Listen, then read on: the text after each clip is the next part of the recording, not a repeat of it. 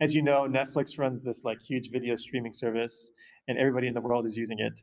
And Netflix competes directly with Amazon Prime Video, and they are like head-to-head competitors here.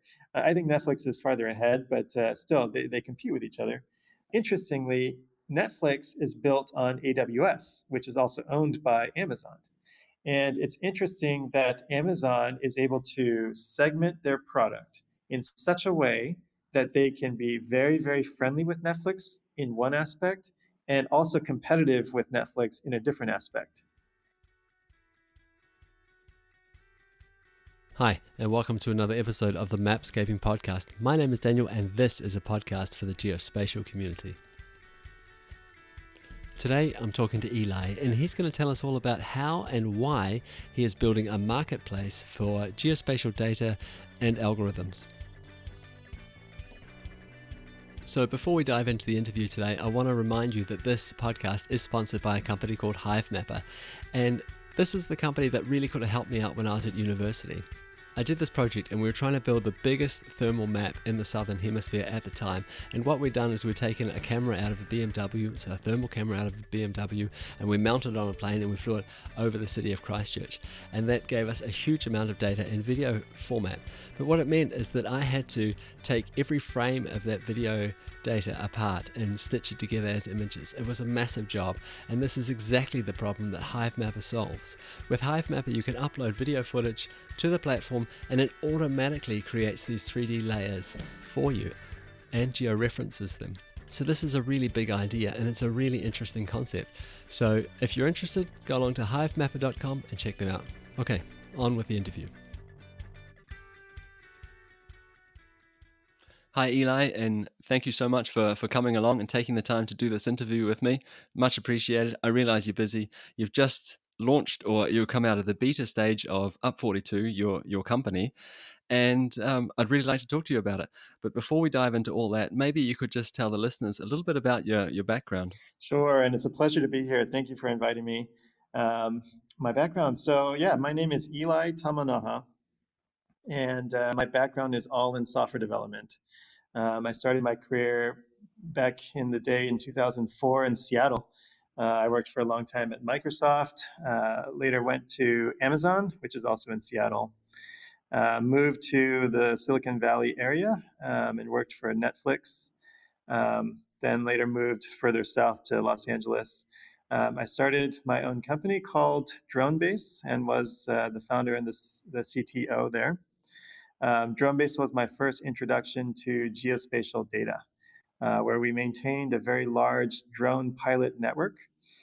We did a lot of business development with enterprises and took orders basically to capture drone imagery and video. Then we would dispatch those orders to our drone pilot network, and they would fly the drones according to our instructions, upload the imagery to our system, and then we would process it and deliver it back to customers.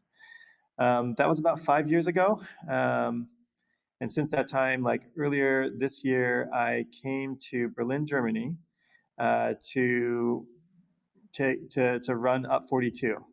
Up42 is a new company that also does geospatial data, but on a much bigger scale. So we're not just talking about drones anymore. It's about drones and satellites and planes, but also other kinds of geospatial data like weather and traffic and IoT. So it's a platform for using and analyzing geospatial data. Okay, so that's a huge amount of information you've given us there, and that's fine. That's what I asked for, and I really appreciate it. Maybe we could start off by telling us where the name came from. Up42. It doesn't scream geospatial. Yeah, absolutely. When we were being incubated, our code name was Interstellar. And that was an awesome name. Everybody loved it because it's sort of space related, and there's a cool movie with Matthew McConaughey in it. But unfortunately, we were not able to trademark the name Interstellar, and so we had to come up with a new name. Up42 represents, well, the up part of it is a nod to Airbus, which is our parent company, because Airbus has the planes, the drones, and the satellites that fly in the sky. So up refers to that. And the number 42 comes from the famous science fiction novel, The Hitchhiker's Guide to the Galaxy. And in that novel, it's a comedy. There is an advanced alien race that looks like mice, and they create a supercomputer the size of a planet, which they call Earth. And over the course of a long time, like a million years or something, they set this computer off crunching numbers to come up with the ultimate answer to life, the universe, and all things. And at the end of this, the result is the number 42. Of course, it is the ultimate answer. It's a comedy. Yeah. Of course, then they had to figure out like what is the question that 42 answers. Yeah. But in the tech world in general, I think 42 is a special number. It in general represents the ultimate answer. When you combine it with the up, it's like you get the ultimate answer from above, from the devices that give us geospatial data and insights. Okay, that makes so much more sense now. I get it, especially after you describing or telling us about the parent company, Airbus, which has this satellite infrastructure and are therefore collecting a lot of data, which I'm assuming is part of your platform. Okay, so we know a little bit about your background now.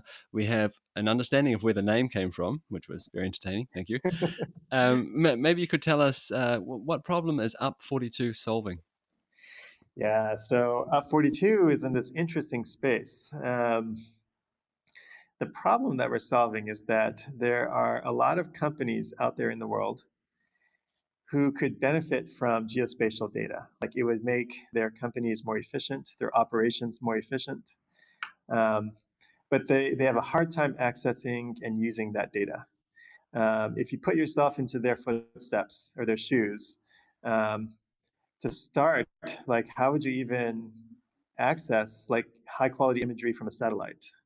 You might try to reach out to a company that owns satellites. So maybe try to reach out to Digital Globe or to Planet or something like that.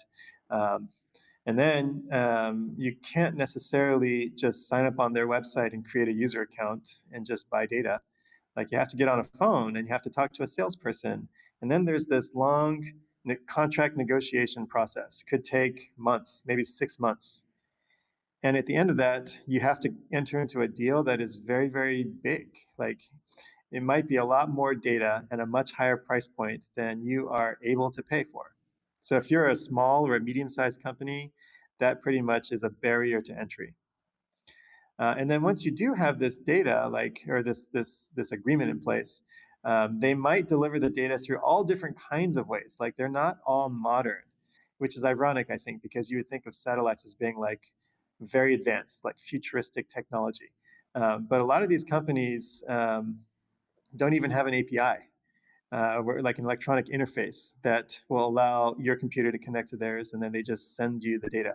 Like sometimes they even like physically mail external hard drives to you.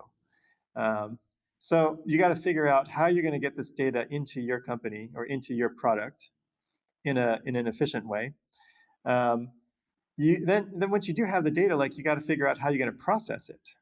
Raw satellite data is sometimes unwieldy, like it's very voluminous. There's a lot of pixels in it. And you got to figure out how you're going to process it. Maybe you need to do some machine learning or some artificial intelligence that will recognize objects in the image. Or maybe you need to run it through a few filters that will sharpen the image, or specifically look for colors that you're trying to detect. So there's the processing part of it. Maybe you have to create your own algorithm in-house, or you contract with an analytics company in the industry that specializes in that. But either way, like you're going to have to figure out how you're going to integrate those algorithms into your product. And then once you've done all of this, like you have this other problem where you need to have some sort of a compute infrastructure that runs it all. Um, and maybe you're not a tech company, so like maybe you're in the agricultural space. You need to figure out how you're going to set up the servers in AWS or Google Cloud Platform or Azure. Um, the servers that are going to crunch all of this data, process it, and basically come up with the product to use. So this is a really, really big problem. I think it repels a lot of businesses out there. It's too hard to use geospatial data in a nutshell right now. That's the problem that we're solving.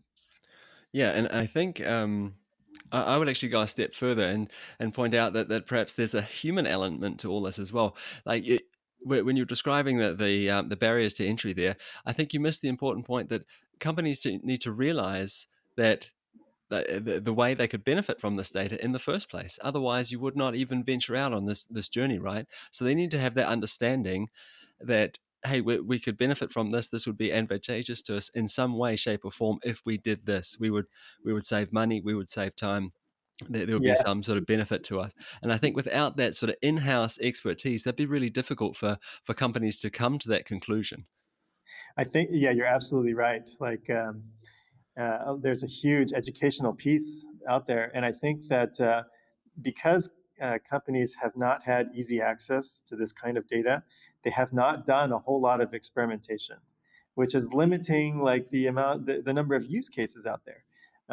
So if we can lower the barrier to entry, we'll get a lot more companies using this data, just experimenting with it and seeing like, hey, can I use this data to, I don't know, map my farm or something like this, and or help me to measure the health of my crops.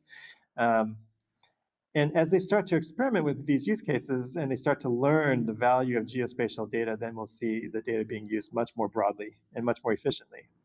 Yeah, I completely agree with that. So I think now we've done a really good job of sort of listing out those barriers to entry in terms of getting access to this data and what it could do for different organizations.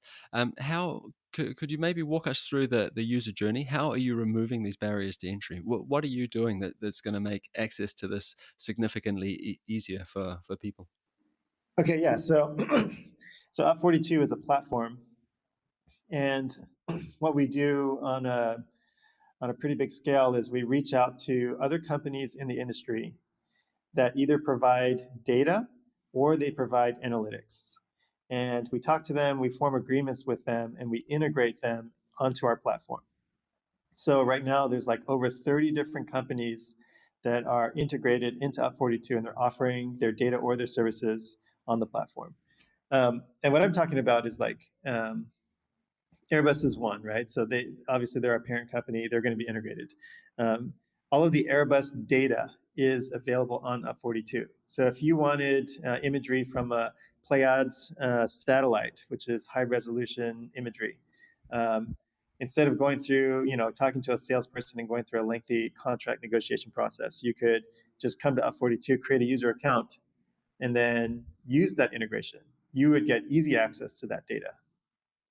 And then when it comes to the analytics providers, these are companies like Orbital Insight, for example, or Pink Matter or Live EO.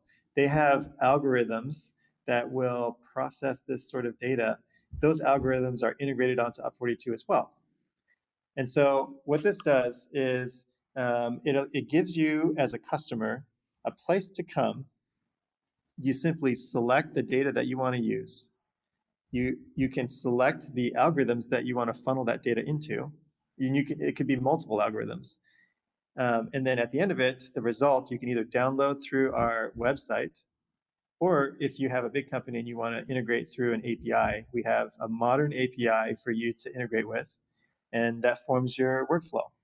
So without doing too much work, you can have access to lots of data or analytics all across the industry from the experts pretty easily. So up until this point, we've talked about satellite data, we've talked about imagery, but I know from the pre-interview that you have plans to integrate all kinds of geospatial data. Is that correct? Yes, that's absolutely right. So yes, it starts with satellite imagery because of Airbus. But in the near future, we will be integrating other kinds of data as well. So it'll be drone data, airplane data, it'll be traffic, weather, IoT. It's geospatial data in general. And when I say geospatial, I don't need to define this. When I do, what I mean is any kind of data that is associated with a real world location. So if I pull up my bike sharing app on my phone, which I use a lot here in Berlin, I see the locations of all of the bicycles around the city that I can go and rent. Um, that is geospatial data too. So any kind of geospatial data, that's what we welcome onto the platform. And we hope that with a combination of data sources, different kinds of data, it'll allow customers to pick and choose and combine and create interesting, sophisticated solutions. Yeah, and I think this is one of the reasons why I approached you guys and to do this interview with was because I find that this is a fascinating idea. This is a great idea, combining the data sources and the algorithms in one place, and especially with an interface that's easy for people to understand and use. And I remember you describing it in the pre-interview as a series of blocks where you could sort of drag and drop and move pieces of the algorithm around to create different outputs. That's right. So the mental model that I have is it's a box of Legos, and I used to play with Legos when I was a kid, so I'm very fond of that. Um, yeah, so you come onto the platform, and each of these data sources and each of these algorithms for processing algorithms is in the form of a block. And we as a platform do a lot of work to make sure that each of these blocks is interoperable, meaning you can snap the blocks together and connect them. And so as a customer, you can come and you can start with a data block, and then you can snap onto that a processing block or other data blocks. Um, and then you can just keep snapping blocks together.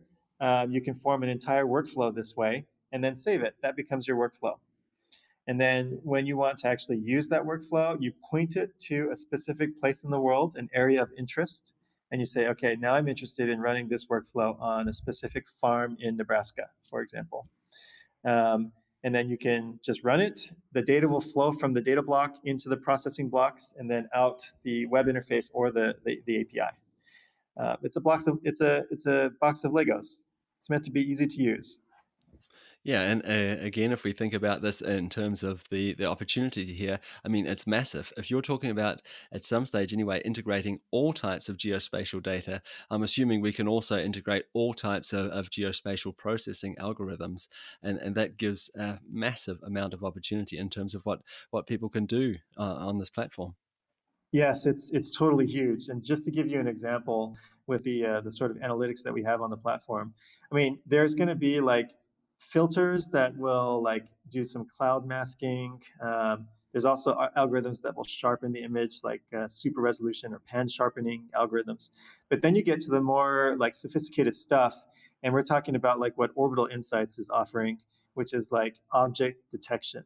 So they have a number of algorithms that will use artificial intelligence to recognize what an airplane looks like, or what a car looks like, or trees and things like this. So you can run an algorithm, and this is a satellite image. You can get like a wide area, and you can run the algorithm on this wide surface area, and you can detect and count all of the airplanes that are running in an area, for example. Um, your particular solution may take advantage of that sort of data. You might be monitoring, airplanes as they cross the ocean. You may be monitoring ships, or maybe you're monitoring like oil seepage from an oil reservoir. There's a lot of sophisticated things that you can do after the data is processed. And just to be clear, as a customer, as a user of this platform, I would buy my block of data, and I would also buy the algorithm blocks. Is that correct? So I chain them together in whatever way I see fit, and but that's the thing that I purchase. Yeah, yeah. So I think you're speaking to like, how does the money flow? Like, what does the business model look like? Um, as a customer, you only pay for usage. So you don't necessarily buy like a data block and then you can use it with a flat rate. We don't have that kind of a business model. You can assemble a workflow. So you snap together all of these blocks. And then when you run that workflow, so you like point it to a location in the world and you say, okay, now execute. The data is going to flow from the data block into the processing blocks and then out the web interface or the data or the API. And we are measuring the amount of data that's flowing and the compute time that the algorithms are using. And based on the usage of all of these resources, that's what you pay for. Okay, and to be clear, the reason why I'm asking about this is I think this has been traditionally another barrier to entry in terms of online platforms where users are paying for the read writes to the disk, just as an example. And in terms of a web mapping solution, it's really difficult to calculate.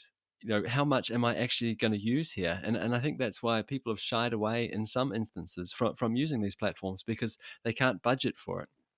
That's right. And even in our early stages here at Up 42, even when we were in our closed beta, we had a list of about 100 customers, users on the platform, and all of them were saying, "We need a price estimation tool." It was like the highest requested feature that we were hearing. And so we're working on that. We don't have like a particularly good solution in place right now, but we have a way of measuring the amount of data that you're downloading, obviously, um, and then also forecasting how long algorithms are going to take based on that data that flows through it. And so we have sort of an initial price estimation tool on our platform, but that is definitely going to improve over time as we get more data and more usage. At the start of this interview, you talked a little bit about the experience you had at Amazon, or you mentioned at least that you used to work at Amazon. And I think this is probably one of the most well-known marketplaces in the world. When you think about that as a marketplace, and now you're building your own marketplace, are there any lessons from that you can take and say, okay, well, this would be great just in a geospatial context or in another context? Are there things that we can use from Amazon that Amazon does particularly well, just as an example, in what you're building today? Yeah, yeah, you're right. I used to work at Amazon, and so I had the inside view, but also as just a regular consumer, I do a lot of my shopping on Amazon, and I think that there's a lot of lessons that we can take away from Amazon, such as Amazon is probably the biggest marketplace in the world. Um, we know it as consumers as a place to buy stuff, right? There's just a big selection of products. But what that is like Amazon has a number of merchants that are selling their own products on Amazon, and Amazon has first party products that they're selling. Like you've probably seen the Amazon Basics.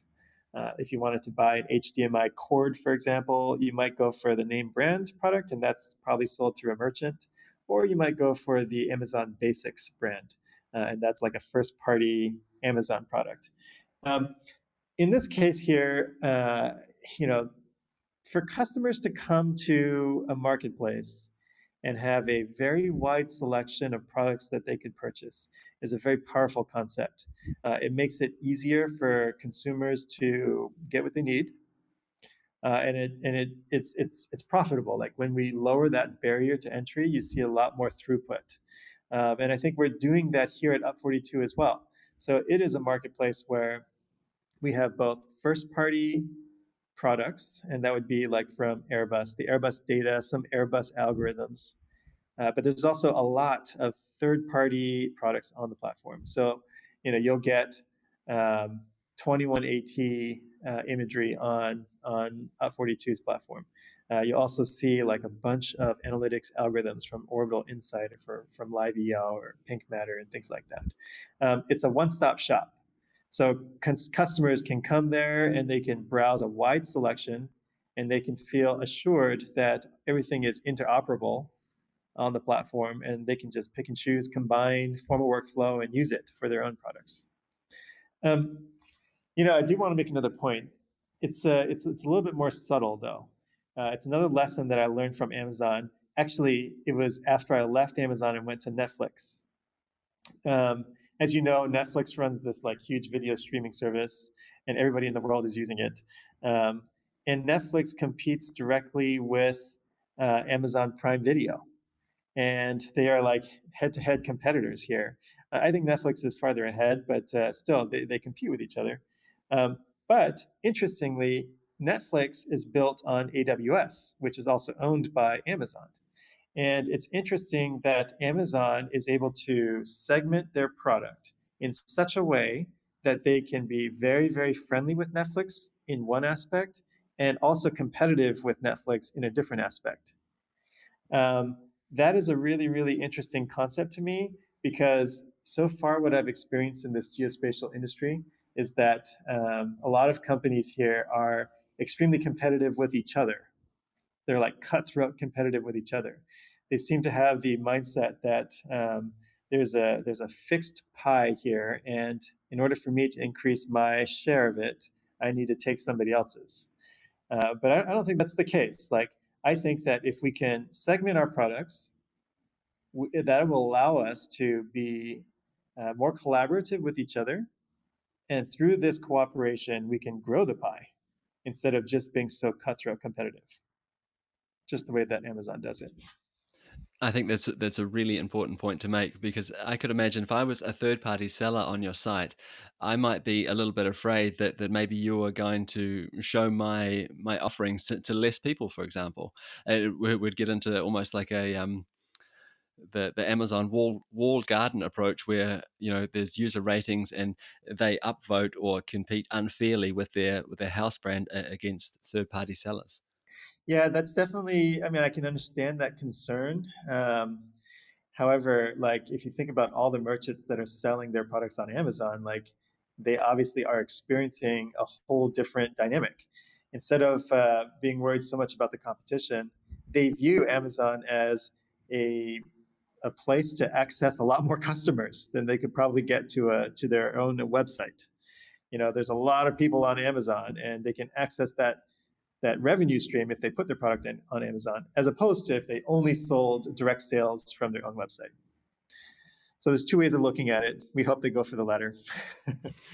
I'm sure they will, especially after listening to this interview.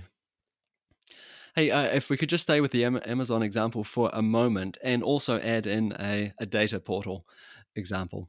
And I think traditionally it's been really hard to make a really great geospatial data portal. At least when I look around the examples out there in the world, there is plenty of really poor data portals. And for me, poor means it's really difficult to find the data that I'm interested in.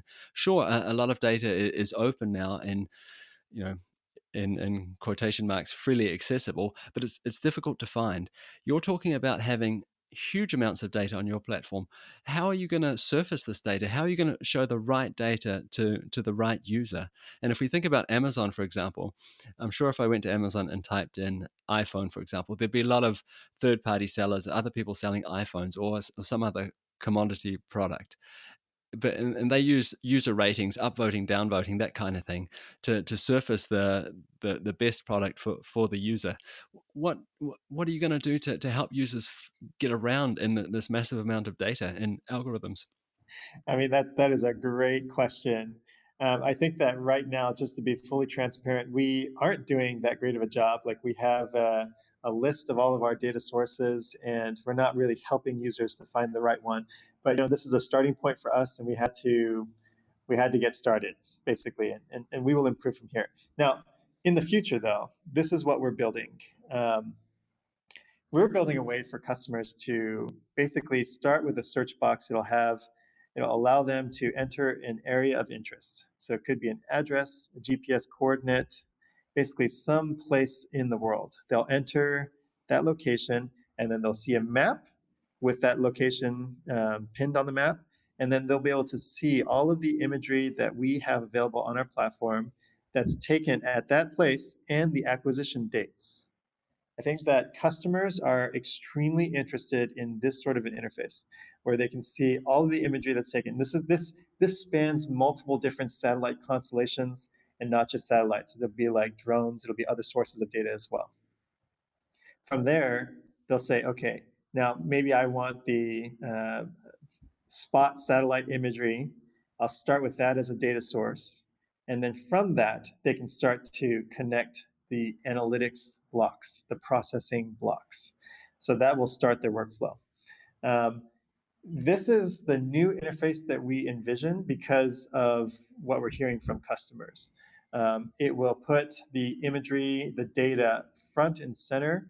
It'll give them insight into when the data was taken, so because a lot of times the acquisition date is of critical importance to them, and then also we're monitoring to see, like, of certain locations in the world, what sort of data is the most popular. So if we have like a highly rural area and it's like forest area or something like this, we might we might notice that um, a certain kind of imagery is being used for that specific spot in the world. We would rank those imagery sources closer to the top. So this is sort of like what Amazon does as well. When you search for a product on Amazon, maybe I search for a screwdriver, for example. Amazon is like sorting the list of results that come back to me so that the one that Amazon thinks I'll be most interested in is like the top. We will be doing the same thing. So we'll be looking and monitoring usage data to give customers an indication for what would be most useful to them given a specific point in the world.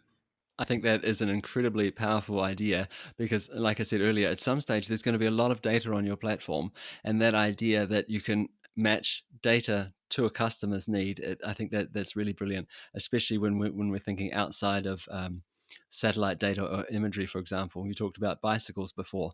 Is there anything with a location? If I come to your platform, say, sure, maybe I start off by narrowing down my search. With an area, with a polygon, or with a point, or something like that. But at some stage, I want to, what's the latest maybe, or what's been used the most, or what's the most popular. I think this is a really, really great idea. Yeah, and I guess a way for us to sort of understand this concept um, is autocomplete. You know, I know that autocomplete gets ragged on a lot because sometimes it comes up wrong, but autocomplete also helps a lot. Like the recent change in Gmail, how like it'll autocomplete the rest of your sentence if you wanted to. That's using pretty sophisticated machine learning algorithms there, where it's like looking at how you formulate your sentences and it's guessing at what you might want to do for the current sentence at hand.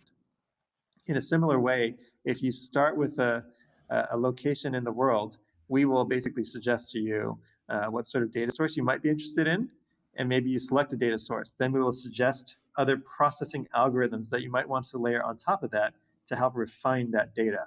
So it's kind of like autocomplete, where we are suggesting things that are based on usage, maybe for you and also for other customers as well.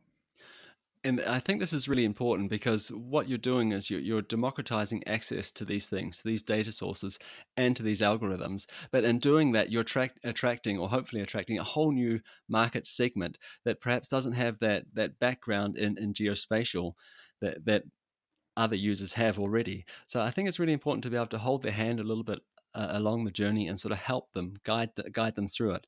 And that leads me on to the next question. In doing this, uh, what kind of industries do you think that aren't using geospatial today will use it, or do you have any sort of target markets for your platform, for your services? So yeah. I mean, this is like super. This is a super interesting topic, and I'm always tickled when I talk to customers and I ask them like, how do you plan to use this data? Like, what do you want to do? And they will describe the most interesting use cases ever. Like even yesterday, I was talking to a company, and they already have a product in place using drones and airplanes, but they want to expand into satellites now, and that's why he was talking to me to get access to the satellite data. What they're doing is they're looking at forests. There are companies out there that are maintaining these forests, and they are specifically looking for distressed trees within the forest that are um, basically hosting these hibernating beetles inside of the tree bark. It is like I would never have Okay. come up with this on my own. Yeah. So So this, that's definitely the long tail of the spectrum, what we're seeing there. well, sure, I'll talk about some other cases as well, but this is just one that I heard yesterday. So basically, these beetles are infesting the tree inside of the bark, and if you can get the data for which trees are infected before the beetles wake up and start infecting the other trees, then you can go and cut down the tree and treat it immediately. And so that sort of data is what he is like coming up with. That's his product. But there are other companies out there too. Like we're working with an oil and gas company that is using satellite imagery to monitor their oil reservoirs. And they have specific algorithms that are also running on Up42, which they've created the algorithm. and they're running it on Up42, that will be able to detect oil seepage. So they have these like floating oil reservoirs on the water. If they don't have a good way of monitoring this on a daily or weekly basis, if an oil starts, if an oil leak starts, it could, the longer it goes undetected, the more devastating it can be. So having a good detection system in place is of critical importance to them. That's what they're using Up42 for. There's a lot of other use cases that, like, I can go into this all day. I think we've talked about a few sort of industry-based use cases, if I can describe it in those words. Have you seen any sort of consumer-based use cases? We're all consumers, of course, but what I'm getting at is the public. So me, for example, where I, as an individual, not as part of a company, could use your services, or could you imagine individuals using your services in the future, just for solving consumer-based problems? Yeah, that's something that we haven't really touched too much of yet. I've heard a few cases, but I haven't actually seen the real world usage for it yet. I would love to get into that. I mentioned, the bike sharing apps and things like that. I want to attract those type of customers onto our platform as well, but we're not quite there yet. Like our starting point for our customers is basically B2B. Yeah, of course. And this is by no means a critique of what you're doing at all. I was just always interested to see that often these things in the geospatial world, because they're so heavy in terms of processing time, or that the data is expensive, or you need this deep sort of understanding of geospatial to be able to use these products, that they're very B2B focused. Uh-huh. And I'm always interested in use cases that are more sort of business to consumer, B2C focused. Yes, yes. Hey, we're slowly but surely coming to the end of our time together, but I've got one more question before I let you go, and that would be, what is this going to look like in the future? If you could look 5 years out, what are we going to see in terms of Up42? Okay, I love this question. um, I guess the best way to answer this question is to give a bit of an analogy or an example. Um, and I want to just rewind the clock a little bit to the mid 1990s, because that's when I was a 16-year-old boy in high school. And I got my driver's license for the first time. And I wanted to take my first trip with my friends into downtown DC to have dinner at the Hard Rock Cafe. And at that time, geospatial data took the form of a map book of Washington, D.C. It was a book with pages in it. The first page had like an overview with a grid on it. You had to find your letter and your number on the grid, and then flip to the corresponding page. Then you would get like a more detailed view. And there's like streets, there's landmarks, there's rivers and bridges and things like that. In preparation for my trip, I created a list of turn-by-turn directions. And then we set off. We started driving on the highway, and we exited the highway. And as you know, like, new driver here, 16 years old, you take the first wrong turn, and the rest of your turn-by-turn directions are just crap. Like, you're not able to use it anymore. You're lost. And the friends that I had in the car, like, we just kept making turns and turns and getting more and more lost. And then eventually we ended up into like the deepest and the darkest part of DC. It's the hood, and it was a residential area where you had groups of people that are just hanging out on the curb. For me, it was quite a scary place. And we parked our car, and I broke out the map book to try to reorient myself and figure out how to get to our destination. And there was this really loud knock on my driver's side door, and there was this huge man. Um, he gestured to me to open my window, which I naively did. And then he says, "Are you kids lost?" And I'm like, "Yes, we're lost." I didn't say it, but my eyes, I was nodding up and down saying, "Yes, we're lost." And then he just says to me, "Not a good place to be lost." Turns around and he walks away. Yeah. He scared the living daylights out of me and my friends. And so, of course, we just turn on the engine and we just jet out of there like a bat out of hell. Like, that's what you do when you're lost, And I think that if you look at what geospatial data is, it's like, well, when it's hard to use, you get lost. and you run away. Yeah. But you fast forward now to like 2019, and I just relocated here to Berlin. And even though it's a brand new city, I pull out my phone and there's Google Maps. It's very, very easy to use. I know exactly where I am, as represented by a blue dot on the map. I can plot my course. I know when I'm going to arrive. I know even the opening and closing times of my destination. Like, there's a whole bunch of very useful geospatial data that is ready at my fingertips. And not only that, like, Google Maps has done a great job in their APIs. So there's a lot of businesses out there that are pulling data from Google Maps, and they're using that data in their own products and services. So if you go to a restaurant website, for example, you'll see a little snippet of a map that shows you where the restaurant is located. That comes from Google Maps, and like Uber in the early days used to use Google Maps to show you where the cars are located, and when they're going to arrive at where you are. Like, I think that Google has done a great job at democratizing geospatial data, and you're seeing like evidence of it being like it's infiltrating. It's like being integrated in so many parts of our lives, and it really does change the way we live. And Up 42 is doing a similar thing. We are lowering the barrier to entry, making it easier for people to use geospatial data. The more successful we are in this, the more use cases you will see, and the more deeply integrated it's going to be in various applications out there. You're going to see like not just maps, places of interest, and routes, which is primarily what Google Maps offers you. You're going to see access to very powerful satellite data, different resolutions. You can specify the different acquisition dates, the different bands that the satellite sensors are shooting at. It might even be radar data, which gives you millimeter differences in elevation.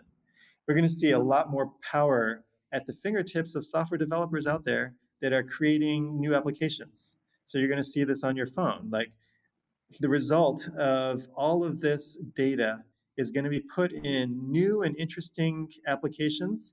And I think that's what we're going to see in the next 5 years. We're going to just have new ways of running our lives using geospatial data, which we won't think of it as like geospatial data explicitly, but we will be using it nonetheless. Yeah, I agree. And always think it's fascinating talking to people like you that are on the cutting edge of the geospatial industry and are out there breaking down the barriers and removing the gates, so people can have access to it and democratizing, in your case, data and algorithms. And I feel sometimes that people are perhaps a little bit afraid by this. I used to be a gatekeeper. I was the in-house GIS or geospatial resource, so I was doing something else. And here's somebody else who's going to make it easier to access my knowledge and get the result, if you know what I mean. They're going to bypass me. But personally, I'm really inspired by this. I think that this is going to create a huge amount of opportunity for the GIS or geospatial industry as a whole. Yeah, I mean, absolutely. I mean, I think that this is going to become like a major, major industry out there. Um, there's going to be new professions for, we call them data scientists right now, but they're going to be data scientists that are specifically focused on geospatial data, because it's going to be there's going to be a real big need for that, to process that sort of data. Absolutely. Again, Eli, this has been inspiring and fascinating talking with you. I've really, really enjoyed it. We are running out of time now. So I hope that you could just let the listeners know where they could go to follow along or learn more about you and your work at Up 42. Yeah, absolutely. So the first place is obviously our website. It's up42.com. And if I spell it out, it's up42.com. So it's a very short URL. And otherwise, we have Up42 Official on Instagram and Twitter. You can reach out to us on our and LinkedIn as well. You can reach out to us on our social channels. We are developing a blog as well, which you can subscribe to and keep up to date. But mostly, like, if you come to our website, sign up for a user account, just try it out. You get 10,000 free credits right off the bat without having to pay for anything. Just give it a shot, and give us the feedback too. Like, that's really what I'm interested in. Like, I'm interested in learning from our users and our customers. So shout out to me. Also, yeah, I don't know if I should do this, but if you want to email me directly, My email address is eli.tamanaha@up42.com.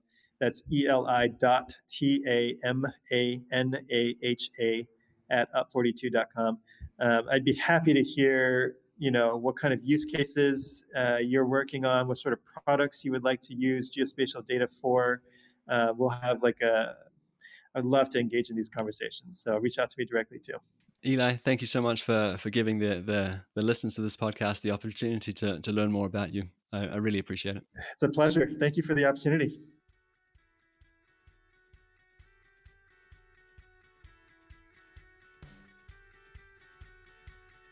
Right at the start of this episode, I talked a little bit about our sponsor, Hive Mapper. That's Hive as in Beehive Mapper.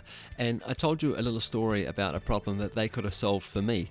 When I was at university, I was using a thermal video camera to create a huge thermal map of a city that I was interested in at the time. So what I'd done is I'd taken this camera out of the front of a BMW, mounted it on a plane and flown it over the city a couple of times, and that gave me video footage back, which was great. I mean, the idea was that I could take the video footage apart frame by frame, stitch them together and create these layers of thermal imagery over the city. So instead of doing all that manually, if I had had access to Hive Mapper back in the day, I could have just uploaded that and they would have created these 3D layers for me automatically and georeferenced them. So another thing I discovered with this project to build this huge thermal mapper of a city was that I wanted to repeat the process, and I could do that, so I flew some more lines over the city and collected some more data, but eventually I also wanted to look at changes over time. How was the scene underneath me, underneath the camera, changing over time? So what I did is I went out and I flew a few more lines over the city, collected some more data, and then ran some very basic sort of change detection algorithms on these data sets that I had collected. And what I could see was, pixel values changing over time, and that was interesting. But when I think about what Hive Mapper does, they don't just look at the changing pixel values, they look at objects that are actually physically removed or added to the scene over time. And I think this is an incredibly powerful tool, and I can see a lot of really interesting use cases for it. So if you're interested in this, just search for Hive Mapper, that's Hive as in beehivemapper.com, and you'll find lots of interesting information on their website. And that's it for another episode of the Mapscaping Podcast. My name is Daniel, and I really want to thank you for tuning in again this week. I really appreciate it. I also really appreciate your kind ratings and reviews on iTunes. It really means a lot to me, and I read every single one of them. And as always, you are more than welcome to reach out to me on our social media channels. To do that, you'll find some really useful links in the show notes. That's it from me. We'll talk again next week. Bye.